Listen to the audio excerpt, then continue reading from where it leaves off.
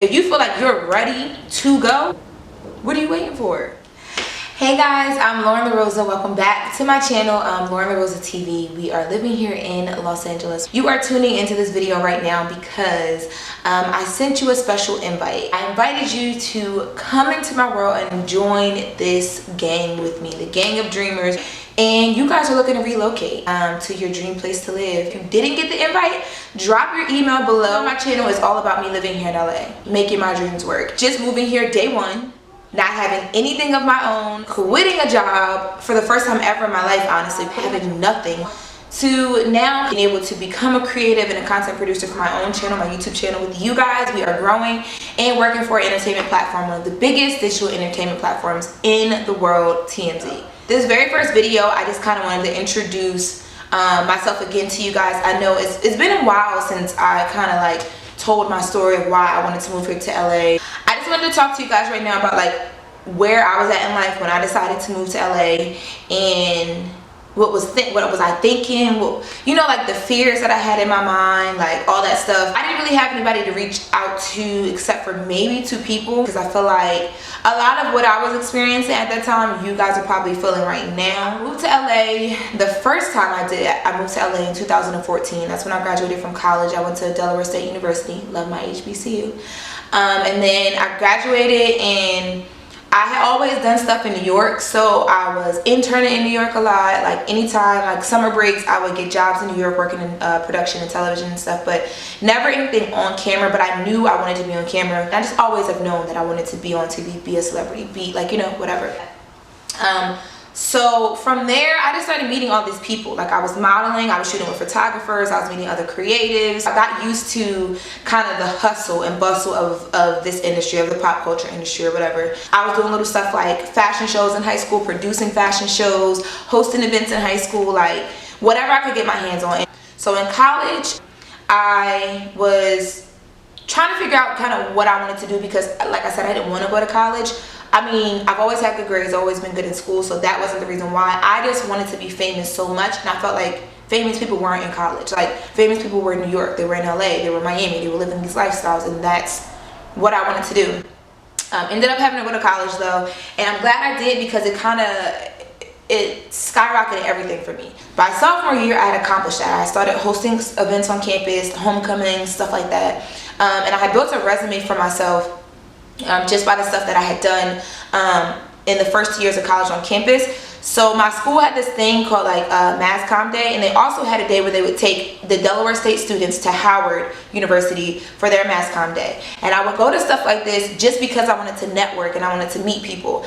You guys will hear the repetitiveness in I got started. That is the biggest thing you can do. If you want to move out of state, you have to get started. Do I want to move to New York?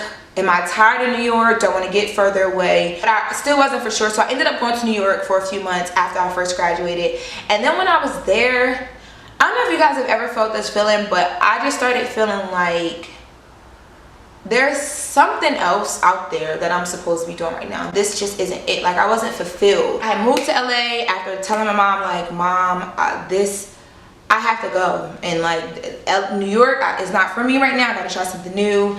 Girl, I broke down crying when she said she wouldn't support me. When she came back around to it and was just like, look, if you gotta go, do it. I was just like, yes. Got here. When I tell y'all, I blew through all of my money so fast, and I was so broke and nobody would hire me. And I had a resume, a really good resume, like legit internship resume, but all I could get was internships. And I was just like, what the hell? Like, what am I supposed to do? So I ended up going back home and taking a job at home for a year. I just, you gotta know when, how can I put this? Okay, so you ever heard somebody say like, things don't happen to you, they happen for you? You gotta sometimes sit back and let things happen to you, for you. I was fighting it so hard. Like, I couldn't find a job, and I was here for months, y'all. Like, I was here for a while and could not find a job, and was like living off of like my savings, and my savings got depleted. And I was interning in New York before that, and like basically my grandma and my mom were kind of like funding me through New York. And shout out to them, because my mom used to cuss me out all the time about working for free and interning. but she still would send me the money though. My grandma would just be like, okay baby, chase your dreams. Like, you just gotta know, like, all right,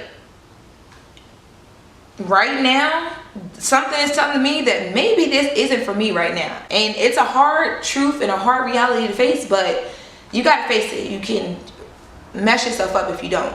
Had I had stayed here, I don't know what would have happened, but I knew that I wasn't ready to take on an apartment by myself. I knew that I didn't have a job to even attempt to apply to freaking lease an apartment. I knew that my grandmother, she's not with the co-signing stuff. She wasn't going to do that. And I really didn't even know about my credit. I actually had good credit at that time from student loans and making, like, I was on top of all my stuff in college. I applied for like the smallest loan possible because I had a lot of scholarships. Everything was paid back. Like, you know, I worked my ass off in college to make sure I was good. So I actually could have, credit-wise, been good on my own for an apartment. But I probably would have messed myself up because I didn't have money to pay for an apartment. I left, I came back. This time, guys, when I came back, I was re-energized. I had more work experience. I had a plan. I was ready. And again, my experience may not be yours. I know people who moved here with nothing, no work experience, no money, no nothing, and they're still here. Like, they're good. But for me, I left, I came back, and it just was a different feeling. Like, when I came back the second time, like, I wasn't worried about money. I wasn't worried about a job. I was so confident that I'm gonna land a job, like, whatever. My work experience from working with the Barclays Corporation and doing that spokesmodel stuff and app development and launching was impeccable. Like, I learned a lot throughout my transition period of trying to get back here to LA. But for the most part, I think when I sit back and reflect, if I tell any of my friends who come to me and be like, hey, I think I want to move, the first thing I tell them is to do it. Because it's like, you guys see with my story, I left, went back home, came back. I would have never known what it was like to live here in LA, what I needed to be successful here, if it would work, if it wouldn't work, had I had not come. We're young. I was like, look, I'm gonna move to LA. I have no kids. I don't have nothing tying me to Delaware, to the East Coast. Like, my family, everybody's good, they're grown.